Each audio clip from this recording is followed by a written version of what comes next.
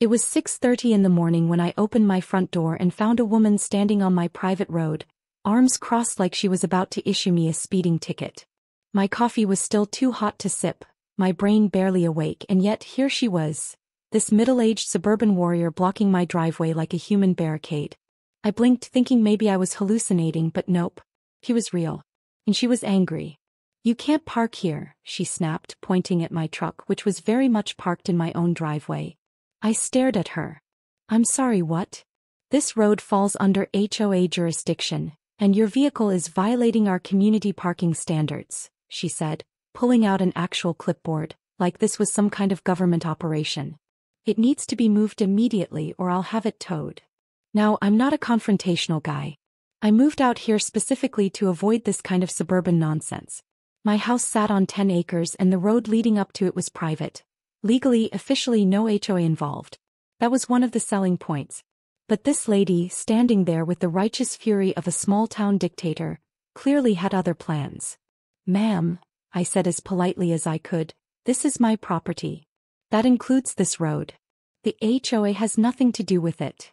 Her expression didn't budge. If anything, it hardened. "Actually, we recently voted to extend our jurisdiction to include this road for safety reasons. It's now considered part of the community." I let out a short laugh, thinking she had to be joking. She was not. She continued, flipping through her clipboard. "There are standards we have to maintain. No vehicles left overnight, no unapproved modifications to houses, no unkempt yards. You'll be receiving your first notice today." Then, with an air of self-importance, she pulled out a pink slip of paper, slapped it onto my mailbox and strutted away. I walked over, still half convinced I was stuck in some fever dream. The notice read, "Fine. $150, dirty driveway violation." That was the moment I realized I had a problem. At first, I figured she'd get bored and move on, but I underestimated the sheer level of HOA Karen energy radiating from this woman. Over the next few days, she upped the ante. She stood at the entrance of my road, actually trying to wave down cars as if she had authority. Delivery drivers complained about being stopped and interrogated. One Amazon guy told me she demanded to see his approved visitor pass. Then came the second violation notice. "Unauthorized trash cans on property, $200 fine." That was cute because, again, this wasn't an HOA property. But when I found her walking up my driveway taking pictures of my house, it stopped being funny. I confronted her immediately. "Hey, what do you think you're doing?" She jumped slightly but recovered fast, clutching her phone like a weapon. "I'm documenting code violations." I stepped forward, lowering my voice. "Step off my property. Now." She gave me a tight-lipped smile. "I'm allowed to monitor community standards." "This is not the community," I shot back. "This is my land." She squinted at me like I was speaking a foreign language. "You don't have to be so hostile. If you just cooperate, we can make this process much easier." "Oh, I'm sure." That's when she hit me with the bombshell. "I've already spoken with the board, and since you're technically within a certain distance of the HOA boundary, we're going to recommend annexing your property into the community. Once that happens, you'll be required to comply with all HOA rules." I stared at her, stunned by the sheer audacity. You're trying to force me into an HOA I never agreed to join?" She smiled like she was doing me a favor. "It'll be much better for property values." I laughed, a short, humorless burst. "That's never going to happen." "Well," she said smugly, "we'll see what the board decides." The next morning I woke up to find my truck gone. Towed. I called every towing company in town until I found it. They told me someone had called it in as an abandoned vehicle on community property. That was when I stopped playing nice. I got a lawyer involved. I pulled up every deed and land record proving that my road, my driveway, and my house were completely outside HOA authority.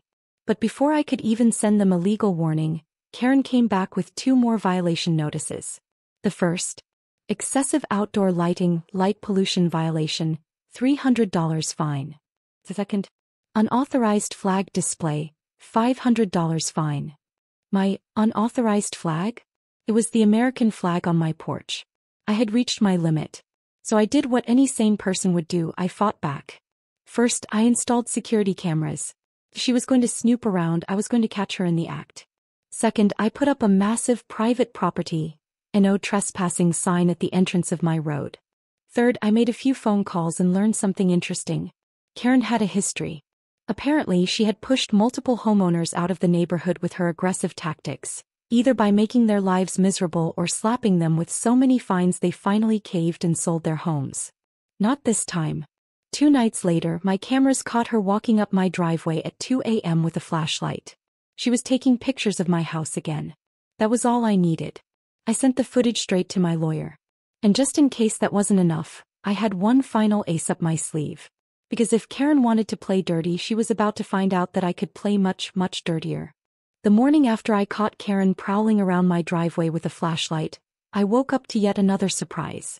This time she had taken things to a whole new level. A freshly painted stop sign stood right at the entrance of my private road. Not only that, but orange traffic cones had been placed around it, and a laminated HOA notice was attached to the pole, stating that all vehicles must come to a full stop before proceeding. Beneath it, a second sign read, HOA patrolled area, fines will be issued. I stood there, coffee in hand, staring at the absurdity of it all. This woman had actually installed a fake stop sign on my private property. I wasn't sure whether to laugh or to start looking up trespassing laws. I pulled out my phone and took a few photos, then kicked over one of the traffic cones just for the hell of it. An hour later, I was in town talking to my lawyer. He confirmed what I already knew. Karen and the HOA had absolutely no authority over my land. But the problem wasn't whether they had the authority. The problem was that Karen believed she did, and she was escalating. The stop sign was a move straight out of a petty dictator's playbook, and I had a sinking feeling she wasn't done yet. That night, I stayed up late watching the security footage on my laptop. Sure enough, around 1:30 a.m., Karen crept onto my property again. This time she wasn't alone. She had brought 2 other HOA board members with her. They stood around the stop sign like they were unveiling a national monument, nodding approvingly. One of them even took pictures as if documenting some great community achievement. The next morning, I decided to have some fun. I walked down to the entrance, pulled out a wrench and casually removed the fake stop sign. Then, just to be extra annoying, I left the pole standing there, empty like some kind of weird modern art installation. A few hours later, Karen came storming up my driveway, clipboard in hand. "Excuse me," she barked, her face twisted in outrage. "But what exactly do you think you're doing?" I sipped my coffee slowly. "You mean on my property? You had no right to remove the stop sign," she snapped. "That was an official installation." I raised an eyebrow. "Official according to who?" "The HOA board." "Cool. Too bad this isn't HOA land." Her lips pursed so tightly I thought she might actually explode. "It was a safety measure. We've had reports of reckless driving in this area." I grinned. "Oh yeah. Who reported it?" "That's not the point." "That's absolutely the point," I said, folding my arms. "Because if you're putting up traffic signs on private land, that's illegal. And if you're issuing fines based on those signs, that's fraud. And if you're trespassing to install them, well, that's a whole other problem." Karen's face went through several shades of red. Then she pulled out a fresh violation notice and slapped it into my hand. "Failure to comply with community road safety guidelines," she declared. I looked at the notice. $500? For taking down a fake sign. Her eyes gleamed. For removing a community safety measure. I stared at her, amazed at the sheer level of delusion. "Karen," I said as calmly as possible, "if you don't get off my property in the next 30 seconds, I'm calling the sheriff." She smirked. "Go ahead. The board is already in discussions with the county about annexing this road. Once it's part of the HOA, you'll be required to follow our rules." I didn't respond. I just turned around, walked inside and dialed the sheriff's office. The deputy who answered the call sounded amused when I explained the situation. "Wait, so she put up a stop sign?" "On my land," I confirmed. "And now she's issuing fines?" "Yup." "Well," the deputy said, "that's definitely illegal. I'll send someone out." I hung up and smiled. Later that afternoon, I was watching from my porch as Karen stood at the entrance of my road again, this time trying to stop a UPS truck. The poor driver looked thoroughly confused as she waved her arms and demanded to see some kind of HOA permit. That's when a sheriff's car pulled up behind her. Karen turned around and for the first time I saw real panic on her face. The deputy stepped out, tipping his hat. "Afternoon, ma'am," he said. "We got a call about someone interfering with private property." Karen's hands immediately went to her hips. "This is an HOA matter." The deputy raised an eyebrow. "Ma'am, this road is not HOA property." She scoffed. "That's debatable." "No," the deputy said, flipping through a folder. "I've got the property records right here. The road, the land, and the driveway all belong to Mr. Dawson. You have no legal right to enforce HOA rules here." Karen's face twitched. "We're in discussions with the county to annex this area." "That's not how that works," the deputy said. "Until the county says otherwise, you're trespassing. And if you keep issuing fake fines, you could be facing fraud charges." For a moment, Karen just stood there, her jaw working as if she was trying to come up with some brilliant legal loophole. Then, without another word, she turned on her heel and marched away, her clipboard clutched tightly to her chest. The sheriff turned to me. "Let us know if she pulls anything else." "Oh, I will," I said, grinning. But of course Karen wasn't done. The next morning I found my driveway spray painted with bright red letters. "HOA rules apply."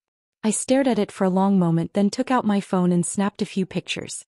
"Hey," I thought. "You want to play dirty? Let's play dirty." I called my lawyer and told him to file a cease and desist order against Karen and the HOA. Then, just to be extra petty, I contacted a local contractor and paid them to install a massive 10-foot-tall, private property, NOH's sign right at the entrance to my road.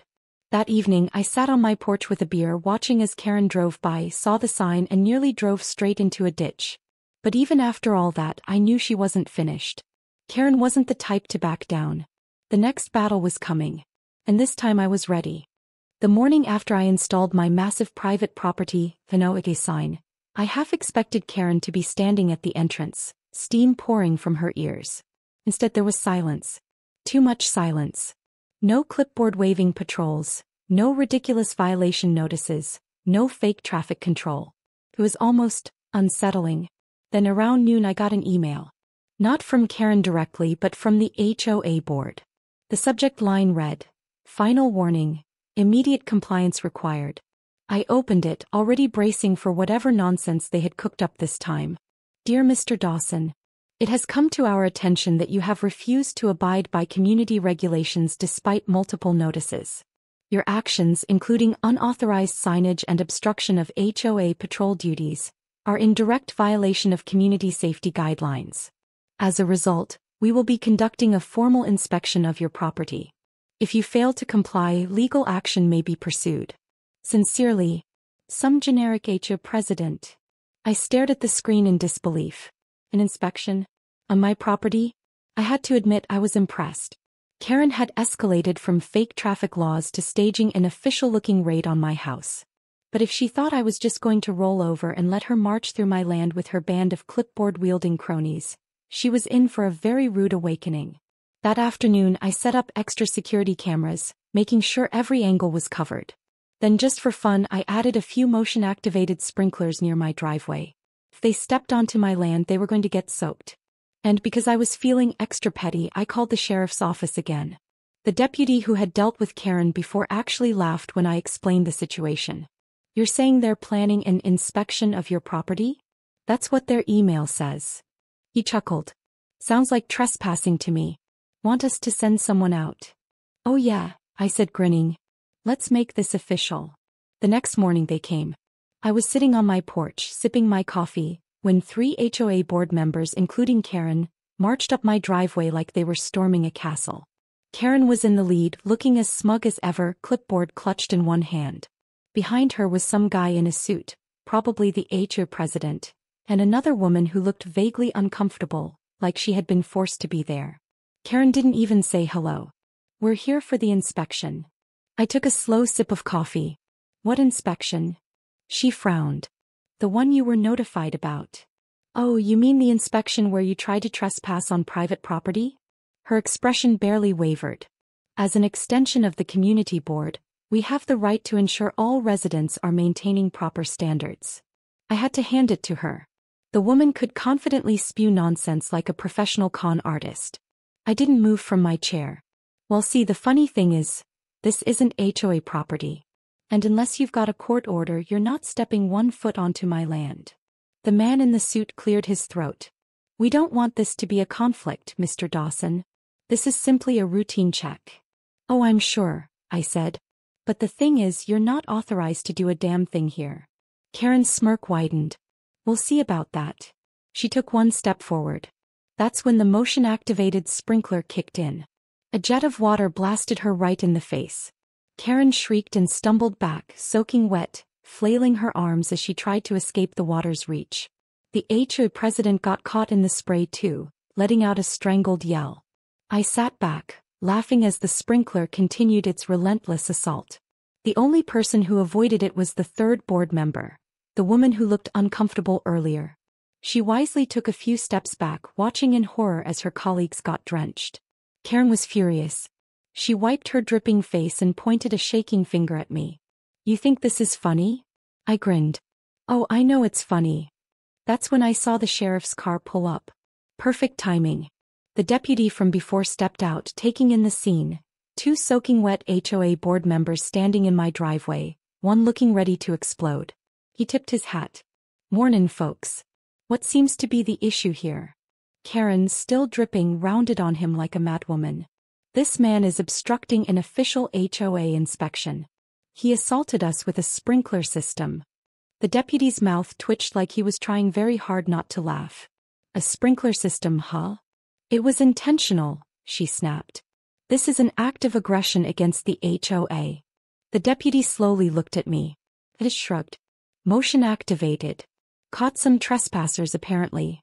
Karen's hands balled into fists. We are not trespassing. We have legal authority to inspect all properties within community limits. The deputy pulled out a folder, flipping through some documents. Then he looked at Karen with the most unimpressed expression I'd ever seen. Ma'am, he said flatly, this property is not within the HOA. It's private land. You have no authority here. In fact, by stepping onto this driveway after being warned, you're trespassing. Karen's jaw actually dropped. The HOA president, now drenched and humiliated, quickly stepped forward. Look, officer, this is just a misunderstanding. No misunderstanding, the deputy interrupted. This is the second time we've been called about this. You've been warned. If you step foot here again, you'll be facing legal charges. Karen looked ready to combust. But. The deputy pointed toward the road. You all need to leave. Now. Karen gasped like she had been personally betrayed by the universe, but with the sheriff standing there, she had no choice. She turned sharply, still dripping, and stomped back down the driveway.